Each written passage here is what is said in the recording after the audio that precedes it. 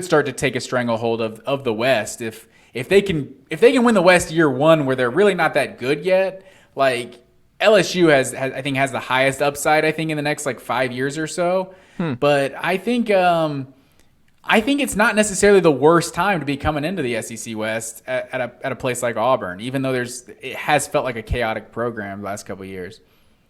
I like it. My last one, and it'll be close to your heart, Matt Green. Tech settling for Brent Key is a bad omen for Georgia Tech's college football future. Please elaborate on this. So, do we know all the details of Willie Fritz? Is it just that they... So, not 100%, but if you listen to the pod yesterday with the Athletics' Jeff Schultz, we talked about this extensively and his reporting on it. Because if you remember, he was the one who broke this originally about the Willie Fritz negotiation. And I'm paraphrasing what Jeff was telling me, but ultimately, he never got 100% certainty as to if it was guaranteed money as the holdup. I know he wanted to coach the AAC championship game, and I don't think Tech wanted to wait for that long with the portal. It seems like that was a part of it too, is just the team being good and being in the AAC championship was a problem. Trying to nail it down with a lot of moving parts. I find that hard to believe. Yeah. But, I mean, again, the schedule. What are we doing with this schedule? We're having to force coaches to pick between or, like, interview for other jobs while their team's literally in an AAC champion. Like, what are we doing? That's not fair to the coach. Why are they having to do both? And it just sucks. Yeah. So you got to figure something out. Bowl game's one thing. Conference championship, that's still the season. Yeah, what are you going to do? Give a speech before the conference title game that you're leaving after this whole year? No. It's like, no, that just sucks. But the reason I say this is because Fritz, Bill O'Brien, the holdup was guaranteed money was a part of this. And obviously they had to pay a lot of money to fire Jeff Collins, who got a huge contract, if you remember, at Georgia Tech when he was hired. They're in a different kind of position with NIL. And this was something that Jeff Schultz mentioned that I hadn't really considered. And this is a problem. This scares the crap out of me if I'm a Georgia Tech fan. And if I'm a Stanford fan. And if I'm a Northwestern fan.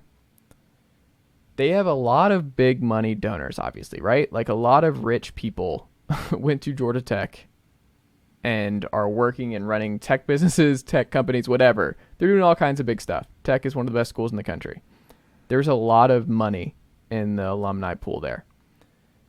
However, the big money donors at Tennessee care about football. They go to football games. They care about Tennessee football being good. The Georgia Tech mega money guys don't care about Georgia Tech football being good. They care about getting their name on a building around campus. They care about how the academic departments are doing, how the research is going, how the academic standing is. How's that research going, sir? Well, I mean, like, they do all kinds of graduate scholarly, like, research. Like, that's part of a lot of these programs. Yeah. Like, I'm in a graduate school right now. Like, that's part of it. Like, you want to Are you in grad school? And people forget. I've never heard you mention that. Not for much longer over here. But, look, I hadn't considered that. But it's like, if that money's not coming for these schools in the NIL era, and they're not able to pivot on the collective front and get that donor base to be like, hey, we love our academics, but we're falling significantly behind in NIL, and we can't really compete if y'all don't start pushing some of your money towards the football program, because that's just how college sports are now. They're screwed. Like, I think Georgia Tech, this is my overreaction, my last one. Once the ACC folds, and I think it's still going to happen in the next 10 years, like, we're still going to see that split apart. I think they fall in like an independent. Maybe they go down to like an FCS type thing. They go down to a CUSA. I think they're in trouble. I don't think they have the money to compete in this new world. And if they're not going to be able to maximize, and Jeff Sims just left, Jahmyr Gibbs left the year prior, I think they're going to get picked off. Brent Key was obviously the cheapest hire. The contract's not out, but if you read the tea leaves here, the reason that Willie Fritz and Bill O'Brien and a lot of the bigger names aren't the head coach right now is because Brent Key was the cheapest option, Yeah, he had a great internal story, but like he was the interim and never had any experience and all that. You know what you also need when you have a Brent Key type coach? You need Ed Orgeron money. Ed Orgeron at LSU had Joe Brady. He had Dave Aranda. He had a booster program that would install a crazy, amazing staff around somebody like Ed Orgeron, who was the ultimate just player love, like players loved him kind of guy, right? The CEO coach. Brent Key's not getting that at Georgia Tech. He's not getting an unlimited assistant pool to just maximize his deficiencies as a coach because he's a CEO coach. He's a offensive line guy. He's going to have to hire a really good staff around him to do everything else. This is not going to go well, man.